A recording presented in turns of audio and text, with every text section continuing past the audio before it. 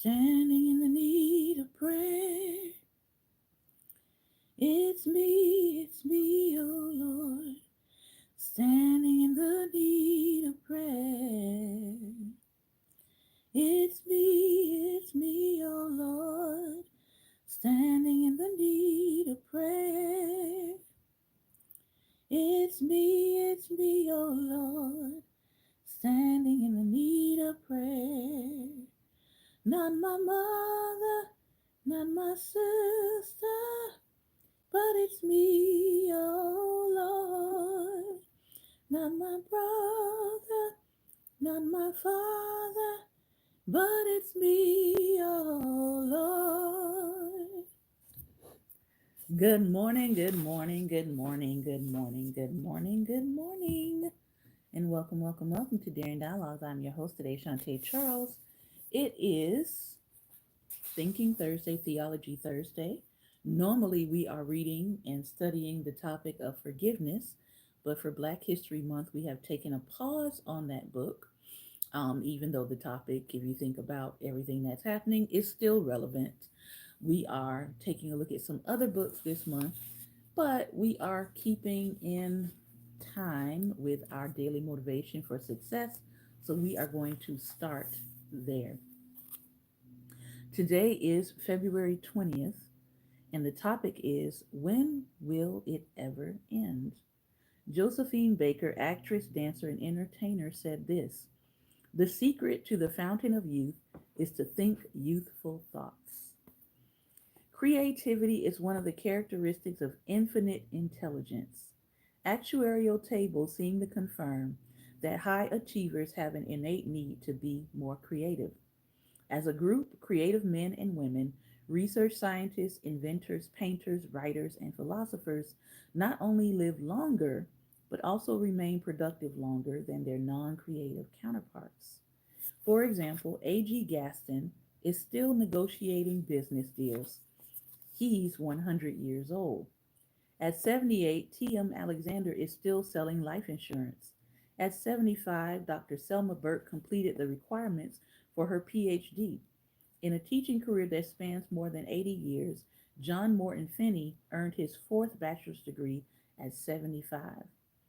At 82, Dorothy Height still voices the cause of Black women's rights. Edward Kennedy Duke Ellington, one of the most respected figures in the history of jazz, gave one of his finest recitals at New York's Carnegie Hall at the age of 75. Benjamin E. Mays, a man who received 51 honorary degrees in his lifetime, gave his most meaningful lectures while in his 80s. We age not by years, but by events and our emotional reactions to them. Faith, courage, interest, and optimism bring us new life and more life. Futility, pessimism, frustration, living in the past are not only characteristic of old age, but they contribute to it. Time is always on the side of the achiever. As the writer here leaves us with this thought, age is only a number, not my outlook on life. I will live today by my inner clock and worry less about age. Now, my grandmother used to say this: you're only as old as you feel. You're only as old as you feel. And she lived to be 99 years old. My grandmother used to ride a three wheeler. Um, as long as I was, all my life, I knew that she rode a three wheeler. So when I came along, she was like in her 40s, maybe her late 40s when I came along into this earth. And she rode her bicycle, her three wheeler, up until like her mid 80s. She was doing miles at a time. She would ride from, because we lived in South Florida, she would bike from Homestead, if you know where Homestead is, all the way to downtown Miami almost every day. She'd get up early in the morning, do her gardening work, go visit her neighbors, see about her fellow senior citizens, and then she would be doing her mission work on her three wheeler bike. She didn't have a license. But all of her work that she did on a three wheel bike, riding up and down US 1 on her three wheel bike from Homestead to downtown Miami. So if you were in South Florida in the 80s, in the 90s, in the 70s, and you saw an older woman on her three wheel bike riding up and down US 1, you probably saw my grandmother because everybody knew her. Everybody in the community knew her from her having this amazing strength and exercise ability in her later years to get on her three wheeler and ride. And it's interesting though, she never got into an accident on US 1 with a three wheeler. People just probably, I'm sure they probably just gave her the right of way. Um, but I think about that and I think about her youthfulness and her vigor. And the only reason why we had to basically hide her bikes from her once she hit her mid 80s was because she developed dementia. And so she would get on her bike and she would be traveling, but then she would get lost and she would forget where she was going. So that was pretty much what slowed her down towards the transitioning in her life at that time. But she lived, mid 80s all the way to 99. She eventually had to slow down because she could no longer use the bike to travel and go places. I am very thankful though for that whole idea and sense of community, because when that did happen, people knew her and they knew her work and they knew her humanitarian service, people would often pick her up and drive her back home to get her back home safely. And then they would contact us and say, oh, da da da da da, she left the house. And then we go over there and we'd be like, Grandma, why are you leaving the house? And then, so we had to um, get some relatives to make sure that she was not stepping out trying to get back on her bike. And then we had to remove the bikes because we couldn't leave them. We couldn't leave them with her. She was going to try to escape on her bike. So um, when I read that, it just immediately brought me back to my grandmother. I want to share this book with you today. I just got it, and I actually met the author last year. We went to a book signing for one of her newer books um, that she has done with her son. This book is written by Carol Boston Weatherford and illustrated by Frank Morrison. Now, I don't think that this one was illustrated with her son. I could be wrong, but I met both of them last year at the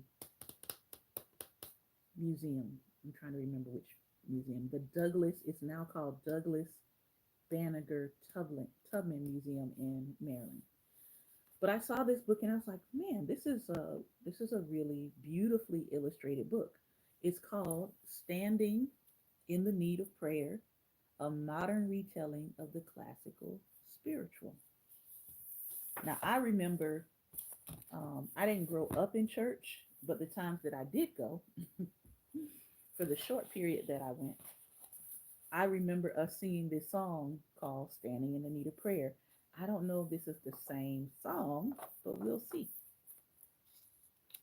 So she takes this spiritual and they illustrate it. Yep, it's the one I was just singing when we opened up. This is very powerful. The illustration she's chosen to um, highlight this spiritual. So the spiritual says, it's me, oh Lord, standing in the need of prayer. It's me, oh Lord, standing in the need of prayer. Not my father, not my mother, but it's me, oh Lord, standing in the need of prayer. Not my father, not my mother, but it's me, oh Lord, standing in the need of prayer. And this is the first illustration that it opens up with. That's pretty powerful.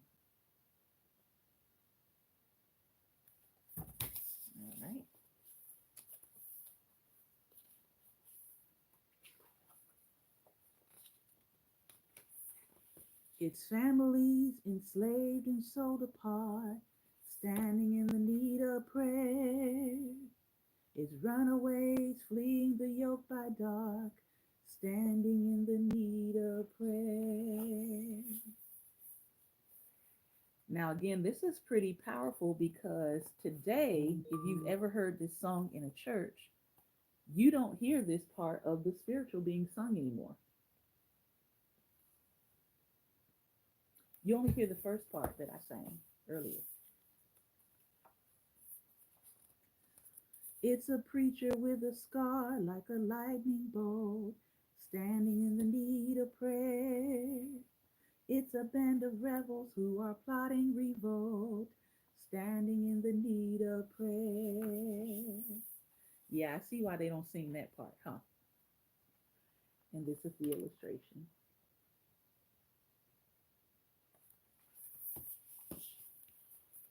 Aha, singing about plotting revolts, huh?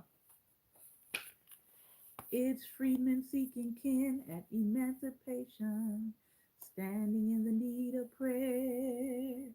It's millions on the move in the great migration, standing in the need of prayer. Mm, mm, mm, mm, mm, mm, mm. And we're also on IG, so if you're wondering why I am moving the book back and forth, it's so both cameras can see. It's black troops tearing down the color line, standing in the need of prayer. It's brilliance on stage about to shine, standing in the need of prayer.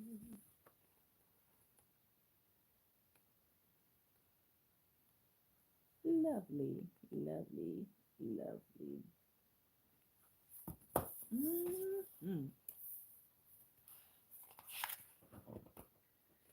It's the first black student walking into a class, standing in the need of prayer. It's orators whose daring words move the mass, standing in the need of prayer.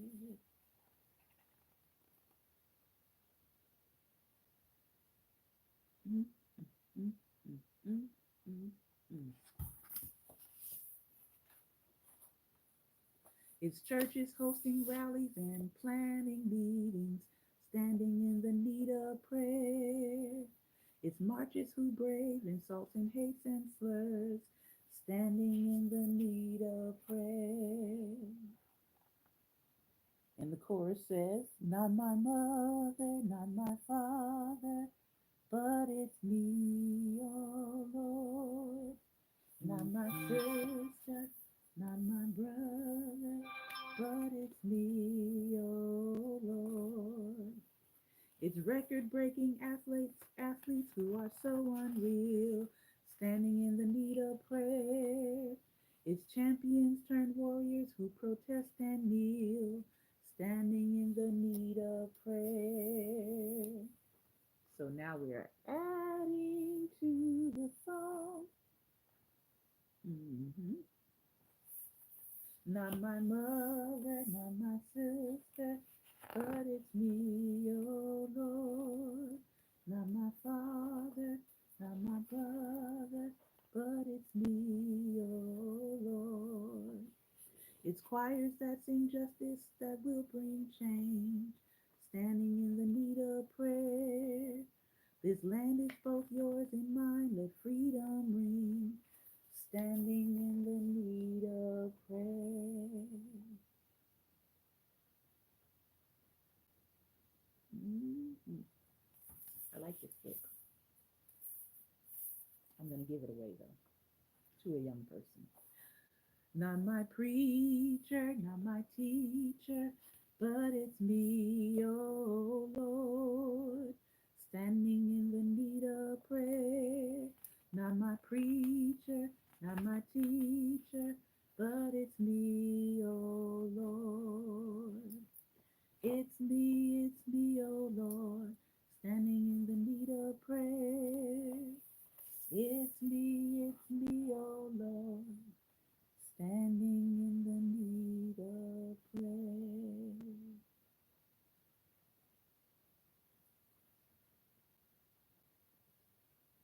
The end. Well done, Carol Boston Weatherford. Well done. Again, the title of the book is Standing in the Need of Prayer. And I'm going to deliver this to a young person for Black History Month. The other book that I picked up online is called Henry's Freedom Box. This is illustrated by one of my favorite illustrators, artists, Kadir Nelson. You probably are familiar with his work. He does a lot of illustrations for the New Yorker, but his work is pretty well known. Henry's Freedom Box, giving us another story today. The true story from the Underground Railroad. Anybody ever heard of Henry's Freedom Box? Henry Box Brown was one of the Underground Railroad's most famous runaway enslaved persons, and he had the most ingenious ideas. Henry Brown wasn't sure how old he was. He was an enslaved person, and they weren't allowed many times to know their birthdays. One of the most famous abolitionists that we know of today, Frederick Douglass, chose February 14th as his official birthday because he did not know his official date of birth. Henry and his brothers and sisters worked in the big house where the master lived. Henry's master had been good to Henry and his family. Now, you know that's a little bit on the propagandist side, as tends to happen with books by scholastics. But Henry's mother knew things could change. Do you see those leaves blowing in the wind? They are torn from the trees like children are torn from their families. And there's Kadir's lovely illustration.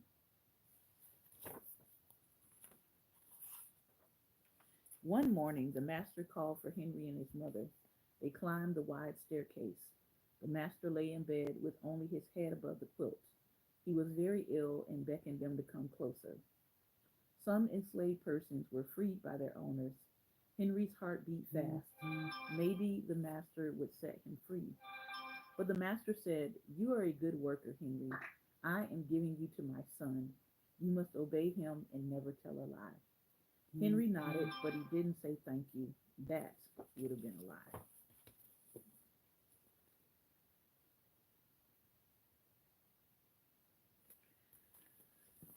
I'm not going to even talk about the propaganda of putting a slave owner in a bed ill to garner sympathy for enslavement in a scholastic book.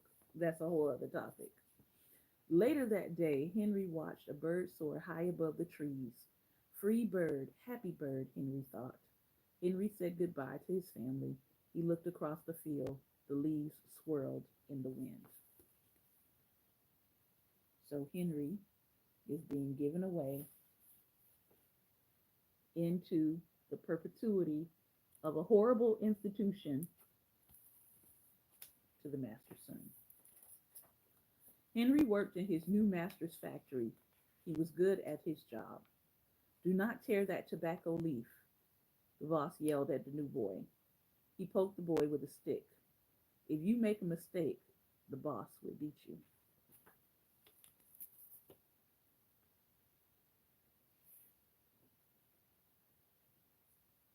I want to see Scholastic's books do a whole slave revolt series. Y'all think they're going to be down for that?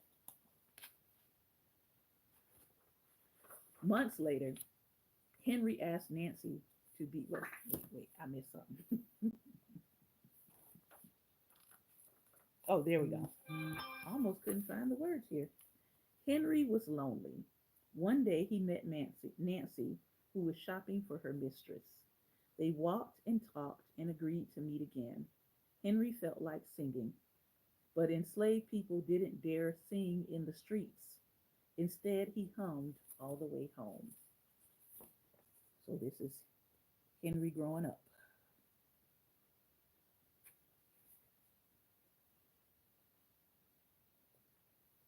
And somebody got their eyes on the relationship. Oh, now that's truthful. Months later, Henry asked Nancy to be his wife. When both their masters agreed, Henry and Nancy were married. Soon there was a little baby, then another, and another. Henry knew they were very lucky. They lived together even though they had different masters. But Nancy was worried. Her master had lost a great deal of money. I'm afraid he will sell our children, she said. Henry sat very still because, as we know, it was all about the capital. Henry worked hard all morning. He tried to forget what Nancy had said. His friend James came into the factory. He whispered to Henry, "Your wife and children were just sold at the slave market." "No!" cried Henry. He couldn't move, he couldn't think, he couldn't work. "Twist that tobacco," the boss poked Henry. Henry twisted tobacco leaves while his heart twisted in his chest. And there's the friend giving him the news. At lunchtime, Henry rushed to the center of town. A large group of enslaved people were tied together. The owner shouted at them. Henry looked for his family. "Father, father!" Henry watched his children disappear down the road. Where was Nancy? He saw her the same moment she saw him. When he wiped away his tears, Nancy too was gone. If you were with us earlier in the week, we talked about the untenableness of trying to have a relationship in this society, the society that approved of enslavement. Henry no longer sang. He couldn't hum. He went to work and at night he ate supper and went to bed. Henry tried to think of happy times, but all he could see were the carts carrying away everyone he loved. Henry knew he would never see his family again. Many weeks passed. One morning Henry heard singing. A little bird flew out of a tree into the open sky, and Henry thought about being free. But how? As he lifted a crate, he knew the answer. He asked James and Dr. Smith to help him. Dr. Smith was a white man who thought slavery was wrong. They met early the next day at an empty warehouse. Henry arrived with a box. "I will mail myself to a place where there are no slaves," he said. James stared at the box, then at Henry. "What if you cough and someone hears you?" "I will cover my mouth and hope." And again, this man is not an ally. This man is not an ally. This man is a co conspirator. To me, that's the difference between an ally and a co conspirator. Give me co conspirators, please, and thanks. Co conspirators risk something. If you want to know the difference, Dr. Smith wrote on the box, "To William H. Johnson, Arch Street, Philadelphia, Pennsylvania." Henry would be delivered to friends in Philadelphia. Then he printed on the crate in big letters, "This side up with care." Mhm. Henry needed an excuse to stay home or the work boss would think he had run off. James pointed to Henry's sore finger, but Henry knew it wasn't bad enough.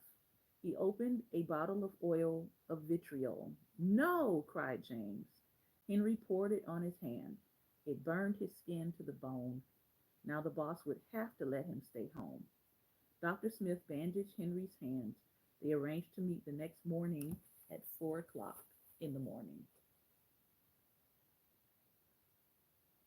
Oh, the things that people did to escape enslavement. The sun was not yet up when Henry climbed into the box. "Ready," he said. James nailed down the lid. Dr. Smith and James drove to the station. The railway clerk tipped the box over and nailed a paper to the bottom. Dr. Smith begged the clerks to be very careful, but they didn't listen. They threw the box into the baggage car.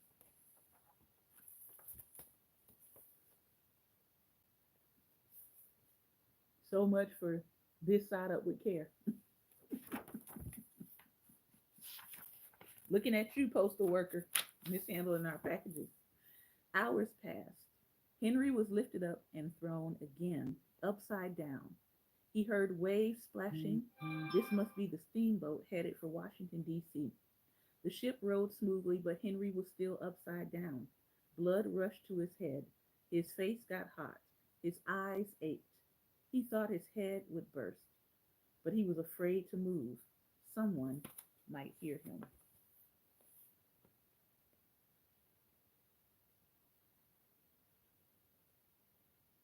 At what lengths would you go to be free? We talk about people who come over on boats. We talk about people who pile up into the back of trucks to get smuggled over here. What length would you go to for freedom? I'm tired of standing, someone said. Why don't we move that box and sit on it? Said another. Henry held his breath. Could they be talking about his box? Henry was pushed. The box scraped the deck. Now he was on his right side, now on his left. And suddenly, right side up. So there they are, trying to move the box, push the box, flip the box, and now he's right side up.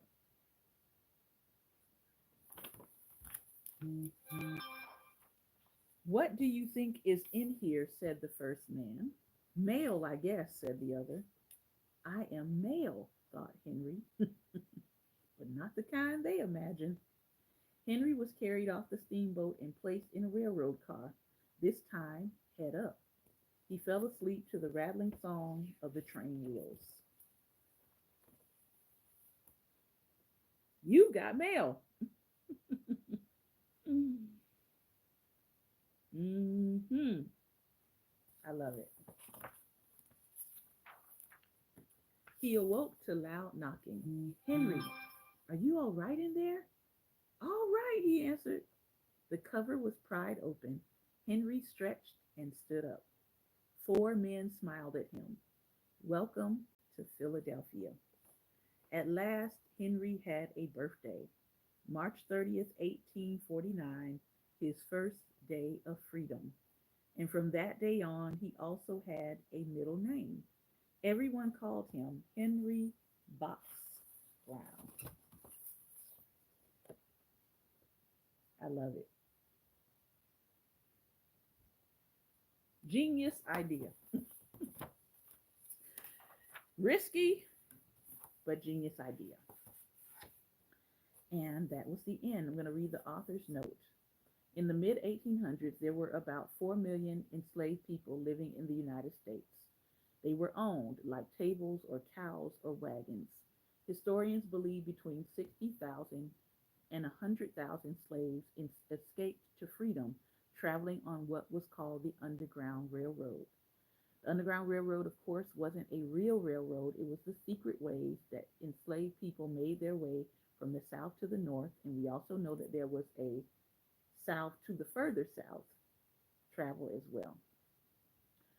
They hid in carts, they rode on horseback, they walked hundreds of miles through forests and swamps, and crossed flowing rivers in summer and ice-bound rivers in the winter. Conductors and station masters hid them and helped them throughout their journey. When Henry Brown climbed into his freedom box, he hoped he'd be carried to a safe world. He brought along a small tool to make air holes, a little water, and a few biscuits. Henry arrived in Philadelphia having traveled 350 miles from Richmond, Virginia in 27 hours. His story made newspaper headlines in America and Europe. Henry never found Nancy and his children. In 1850, he went to England, and there were some reports that he married again. We do know with absolute certainty that Henry Box Brown became one of the most famous runaway enslaved persons on the Underground Railroad, the man who mailed himself to freedom. Now, if you want two books that you can go out and buy this Black History Month and give to a young person, I'm going to recommend the two we just read today, especially Henry's Freedom Box. Now, as you saw, as I was reading, I would probably give some caveats. I might read this with the young person first and give some caveats to some of the imagery that are in this book that sort of try to soften the horrors of enslavement. But other than that, I highly recommend this book, that you should get it and add it to a young person's library. But read it with them first. All right. This has been another episode of Daring Dialogues, and I've been your host today, Shantae Charles. I want to thank you for your time and attention. We're getting ready to have the talk back over on Instagram. We'll be on there for about 10 more minutes, so if you want to join us there, feel free to meet us at Daring Dialogues, all one word.